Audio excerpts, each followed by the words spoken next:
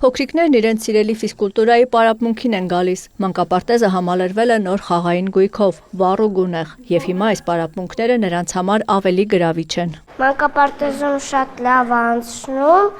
դասատուները շատ լավ են մեզ խաղեր են սովորացնում, որ մենք գնանք դպրոց,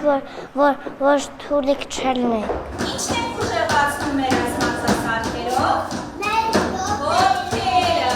Նոր գույքով համալրվել են Երևանի 40 նախակրթարաններ, համայնքի ենթակայությամբ գործող մանկապարտեզները 162-ն են։ Քաղաքապետարանից պարզաբանում են հիմնականում ընտրվել են այն մանկապարտեզները, որոնք վերջին տարիներին հիմնանորոգվել են։ Ծրագիրը շարունակական է լինելու։ Համար 107 Մսուր մանկապարտեզի ֆիզհրահանգիչն ասում է, երեխաների օրը սկսվում է ֆիզկուլտուրայով, բայց ոչ բուն պարապմունքով, այլ նախավարժանքով։ Իսկ ֆիզկուլտուրայի պարապմունքները նախատեսված են շաբաթական 2 օր։ Տևողությունը կախված է տարիքային խմբերից։ Մինչև 30 րոպե։ Ֆիզկուլտուրայի դերը շատ կարևոր է, քանի որ մեր օրերում, ինչպես բոլորս գիտենք, երեխաները ավելի շատ կարճած են, իրենց հեռախոսներից, պլանշետներից եւ այդ ակտիվությունը ֆիզիկական բավականին քչացել է։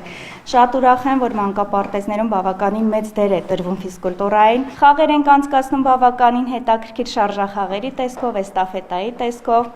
Ակտիվացնում ենք, ծանոթացնում ենք երեխաներին մեր մարզիկների հետ, աշխարհահռչակ մեր օլիմպիական չեմպիոնների հետ, նկարներով ցուցադրում ենք, վարժություններ ենք կատարում։ Մանկապարտեզի տնօրենն ասում է, նախկինում էլ հաստատությունը մարզագույք ունեցել է, բայց արդեն կարգին հնացած ու մաշված էր։ 50 տարվա շենքը հիմնանորոգելուց հետո քաղաքապետարանը նաև մարզագույքն է թարմացնում։ Ավելի վաղ էլ այլ խմբաքանակ ու տեսակներ էին ստացել։ Դու ինչ կասես, սիրով ես գալիս ֆիզկուլտուրայի։ Այո։ Ինչն է դուր գալիս։ Որ բարձրանամ վերև։ Պարապմունքները կանոնավոր միշտ է եղել, բնականաբար մանկապարտեզը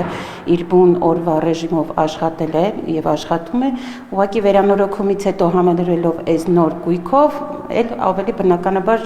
ավելի շատ ակտիվացել են, էլ ավելի ցանկությունն է առաջացել, այլ տարբերակ էլ հնարավոր չէր։ Ապրիմ տղան, այնպես վստահ, կեցես։ Աննա Զախարյան, Էդմոնդ Հակոբյան, Լուրեր։